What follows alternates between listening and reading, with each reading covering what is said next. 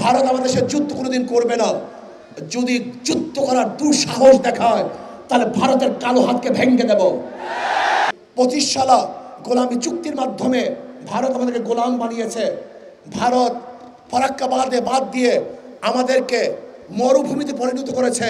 আমাদেরকে না খেয়ে মারার চক্রান্ত ভারত করেছে। আজ পর্যন্ত নদীগুলো 54টা নদীর আজ পর্যন্ত পানির সমাধান ভারত করতে পারে নাই। দেখেন, ইসকনকে নিয়ে আজকে ভারত আমাদের খাদ্য বন্ধ করে দিয়েছে। আমাদের সাথে তারা বাণিজ্য করবে না। চিকিৎসাও বন্ধ করে দিয়েছে, তারা আমাদের চিকিৎসা করবে না। আমাকে কালকে প্রশ্ন করেছে, ভারত যদি চিকিৎসা বন্ধ করে দেয় আমাদের অবস্থা কি হবে? আমি বলছি খুব ভালো হবে। আমাদের দেশে ভালো ভালো হসপিটাল আমরা নির্মাণ করব। ভারত যদি চিকিৎসা বন্ধ করে দেয় আমাদের দেশে হাজারো ভালো ভালো ডাক্তার আমরা তৈরি করব। ভারত যদি খাদ্য বন্ধ করে দেয় আমাদের বাংলাদেশের প্রত্যেকটা মানুষ আমরা কৃষক হয়ে যাব।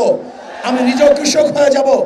বাংলাদেশে 1 ইঞ্চি মাটি খালি থাকবে না যেখানে কৃষি করা হবে না। ভারত যদি আমাদের পানি বন্ধ করে দেয় তাহলে আমরা তাদের সাথে যুদ্ধ করে আমাদের ন্যায্য অধিকার আমরা আদায় করব। ভারত আমাদের সাথে যুদ্ধ করতে চায়, আমি বলবো থোড়াই কি আর করি ভারতকে। ভারত আমাদের সাথে যুদ্ধ কোনোদিন করবে না। যদি যুদ্ধ করার দুঃসাহস দেখায় তাহলে ভারতের কালো হাতকে ভেঙে দেব। যদি ভারত আমাদের সাথে যুদ্ধ করতে চায় তাহলে বাংলাদেশের প্রত্যেকটা নাগরিক তার ঐক্যবদ্ধ হয়ে ভারতকে এমন শিক্ষা দিবে, এমন পরাস্ত করবে, তাদেরকে এমনভাবে পরাজিত করবে যে পরাজিত ভারত কোনোদিন দেখে নাই, দেখবে না ইনশাআল্লাহ। আমি বলবো ভারতকে, আপনি উস্কানি দিচ্ছেন। আপনার লোকজন আমাদের উপর হাই কমিশনের আক্রমণ করেছে। আক্রমণ করছে হাই কমিশনে নয়, বরং আমি বলবো বাংলাদেশে আক্রমণ করেছে। ভারত আমাদের পতাকাকে অপমান করেছে। আমি বলবো ভারতে বাংলাদেশের পতাকা অপমান হয় নাই, গোটা বাংলাদেশ অপমান করেছে। ভারতে আমাদের উপ হাই কমিশনের মানুষদেরকে আক্রমণ করেছে, অ্যাসাল্ট করেছে। আমি বলবো সে আমাদের উপ কমিশনের মানুষদেরকে আক্রমণ করে নাই, বাংলাদেশের প্রত্যেকটা মানুষের উপর আক্রমণ করেছে। তারা প্রত্যেকটা মানুষকে আঘাত করেছে। আমি ভারতকে স্পষ্ট ভাষায় বলতে চাই, আপনার যদি দুঃসাহস থাকে আপনি যুদ্ধ শুরু করুন। আমরা আগে করতে চাই না, আমরা আগে লড়াই করতে চাই না। আমরা চাই পার্শ্ববর্তী প্রত্যেকটা কান্ট্রির সাথে ভালো ব্যবহার করতে, ভালো সম্পর্ক রাখতে।